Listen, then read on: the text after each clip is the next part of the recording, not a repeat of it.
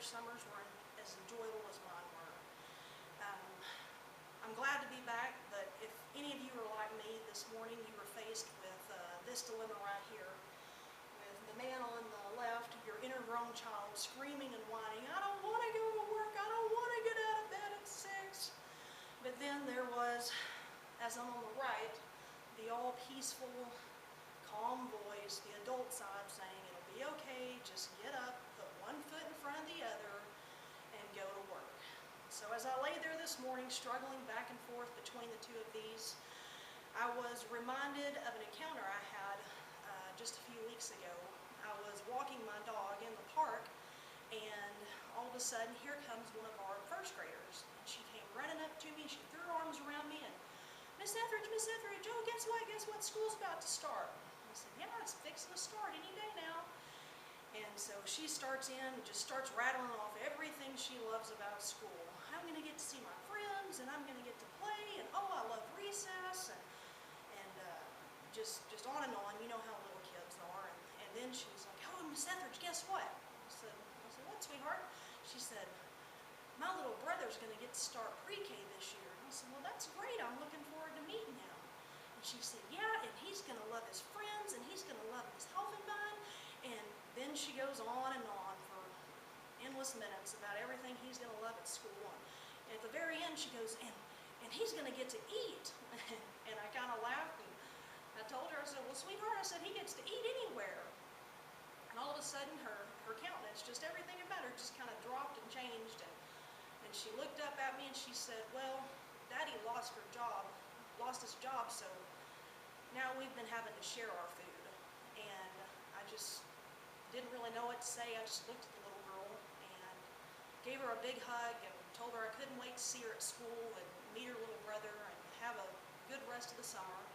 And as I walked away, my heart just broke for this little girl, and it reminded me of what we do and what we mean to these children that we serve, and the fact that for a lot of our students, we are their basic necessities. We are their structure, their stability, even their basic nutrition, and that's what we get up and go to work for every day. That, you know, yes, we're there to educate these children, but we're also there to help raise these children. So as I laid there and thought about that this morning, getting out of bed wasn't quite as hard as I thought it would be come 6 o'clock in the morning. But anyway, I'm glad to be back. I'm looking forward to a great year. Real quick, before I go on, I would like to take a minute to just introduce some of our new staff that we have on board. We've hired quite a few new people over the summer. In the elementary, we have Crystal Freeman. She's going to be working in pre-K. And then we have Laura Jones, who will be teaching first grade. Then in the junior high and high school, we have Sam Jones, who will be teaching junior high science and social studies. Then we have Coach Brad Rayner. He's a coach and a social studies teacher. We also have Bob Fowle, who will be teaching high school math. And in the cafeteria, we have a mom and daughter duo, Nancy and Nicole Frazier. And we're just happy to have all of you on board. I'm looking forward to getting to know each of you, and I'm looking forward to working with you this year. Also, I'd like to point out some, what I like to call old faces and new places. Miss Ashpaul, she will be working in our Success Maker lab this year. Jamie Smith, she will be head of our special ed department. And Angela Avenetto will be in pre-K serving as an aide this year. So thank you guys for agreeing to make those switches and to help our school out in that way. Before we move on to this year, I would like to kind of recap all the good things that happened last year. I think it's important to recognize the good that was done and all the accomplishments we had throughout the last school year and over the summer. If you'll recall, we passed a $1.6 million bond last year, and starting towards the end of the year and on through the summer, we've been working on a laundry list of projects that we had hoped to accomplish with this bond. I'm sure as you came in this morning, you probably noticed that all the fascia boards around the school have been painted a nice bright gold. Those helped add curb appeal, but also some school spirit. Along with those fascia boards came the new roof that we put on, so no more leaks in the hallways. Um, we also had all the parking lots repaved. Our gym floor was sanded down, restained, and repainted. The artist did a wonderful job on that. It's really, really nice to look at. We had our track repaved, and it's in the process of being striped over the next few days. And then we purchased a new activity bus, a Bluebird bus, which will serve all of us, pre-K through 12th grade, on all of our field trips and different activities that we go on throughout the year. We also purchased a new intercom system, which allows the teachers to talk directly with the office from their classrooms. It also allows teachers to call out of their classrooms local phone calls, so they can make those calls in their rooms during their conference period. And lastly, it's still in progress right now, the tennis courts are in the process of being ripped out to make way for our new softball field. So all these things were really great, much needed, and very much appreciated, and definitely well deserved. Academically, we're always strong, always solid in the academics. A lot of great things have been done over the years. I know some of you last year really fretted and worried over the new test, the new accountabilities, and everything that came along with that. And I know that some of our scores, when they came back, weren't as high as we're used to seeing, but nonetheless, we're still accomplishing great things. The data shows that we have met or exceeded all accountability standards, so that kind of takes the load off there, gives us a little breathing room. We can kind of regroup, take a look at the tests that they've released. They've released the STAR and EOC test from last year, so that'll give us some hands-on material that we can look at, really take a closer look at and see what exactly is on the test and what it is that maybe we're not teaching or that we're missing and not addressing in the proper ways, and we can correct those and get our scores back up to where we're used to seeing them.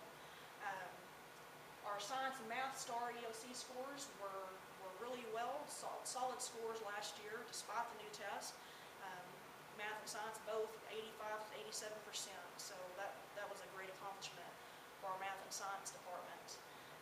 Our academic UIL team, as always, was competitive, took the district championship, sent numerous students on to the regional level, which many of them competed well there and even a few medaled. And probably the most impressive piece of data that came across my desk this summer was the data that shows how we compare statewide and nationwide for students, comparing our students for college level coursework. As you can see in the graph up here, fall left, we're the blue, and then your state standard's red and your national standard is green. And you can look across the board in all 5 categories and you can see that we are well above the state and national averages in preparing our students for this college level work. In the first column you've got English, then algebra, your social sciences, and then biology, and then the last column, that's for the students that met all 4 benchmarks scores on all 4 test areas. So guys, this tells me that we're doing great things, that academically we're taking care of business district-wide, doing what we need to do to prepare our kids for the future, which is what we're here to do. We're here to send these kids out into the world, either the workforce or hopefully college. And this right here shows that those wishing to go to college are getting the education that they're needing. Being that our students are very well-rounded and very competitive in both academics and extracurricular, we racked up some great accomplishments throughout the year in different extracurricular programs. Our boys football team made it to the state playoffs, came in 2nd place. Our girls 4x4 relay came in 2nd place at state, and on their way sweeping district, area, and regional championships. Our girls basketball team were regional qualifiers, and in district we won the district championship for football, for track, for basketball, and for softball.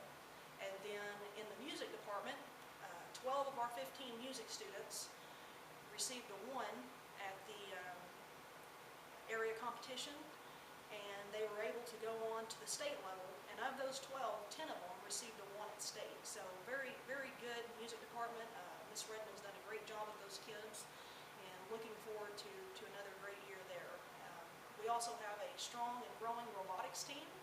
We've gone from, in the last 3 years, not having a robotics team to having one that goes and competes at different competitions around the state. And not only do they compete, but we've got them where they're medaling and winning some of these competitions. So we've done a great job there. And lastly, our FFA program, always competitive, always competing in stock show and land judging and speech competitions and leadership competitions and just different things like that. Just always real competitive and always representing our school very well. With all that being said, I would like to move on to this year. I am looking forward to another great year. I believe in order to have a great year that we need to set some goals for ourselves. And I have come up with 5 goals that I feel like that with a lot of hard work and some efforts made on everybody's parts and some of the tools that have been put into place that we can be successful. First off, I would like to increase our district-wide reading and writing and social studies scores up to 85% this next year. Like I said, some of you were concerned about that. They were lower than what we're used to, but I believe that with a little hard work and the fact that the test has been released, I think now that we can take a look at that and kind of recap from what we did last year, I think we can move forward and bring those scores up.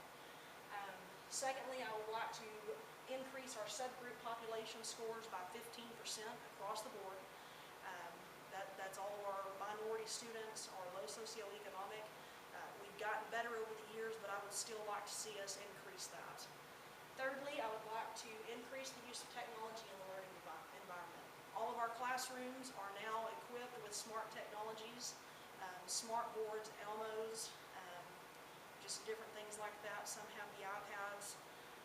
We have the computer part that you can check out in the computer lab, the laptop, and take it back to your classroom. Kids are into technology. I think it's important that we reach them on the level that they're at. Fourthly, I would like to have all of our students reading on grade level by the end of next year. And I know that sounds overwhelming and like a daunting task, but I really think here in a minute when we talk about some of these tools that we've got put in place, I think that goal is 100% attainable. And really, if we can accomplish that one goal, we will be able to accomplish these other goals. And lastly, I would like to increase our communication between school and home.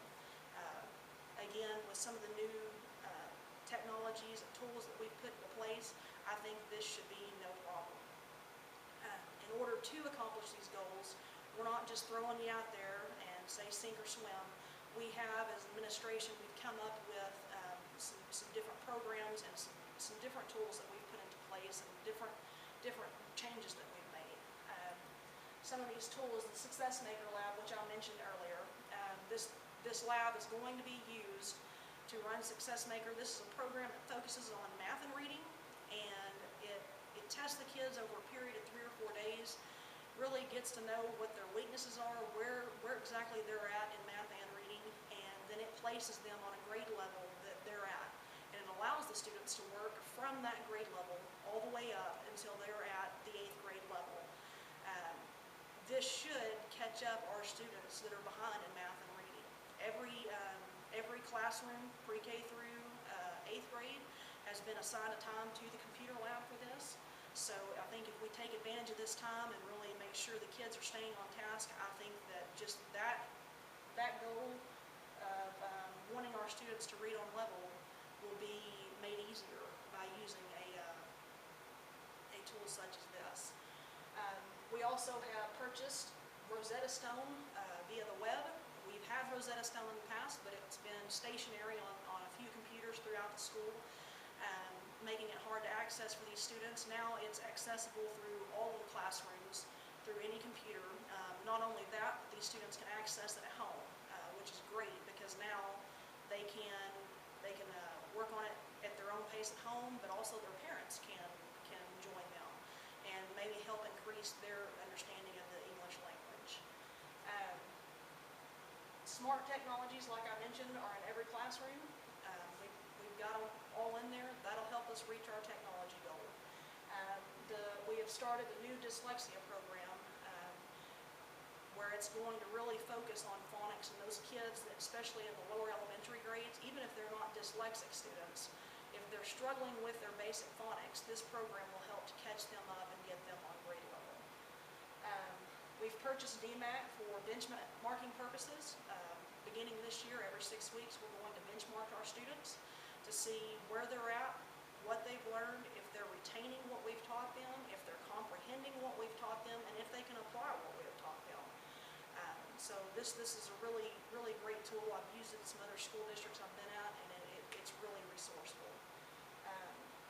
The schedule has been changed to better support learning. We've switched from a 7-period to an 8-period day, mainly so that we could add in a tutorial period for our students. And during this period, they'll be able to go get the help they need from their teachers.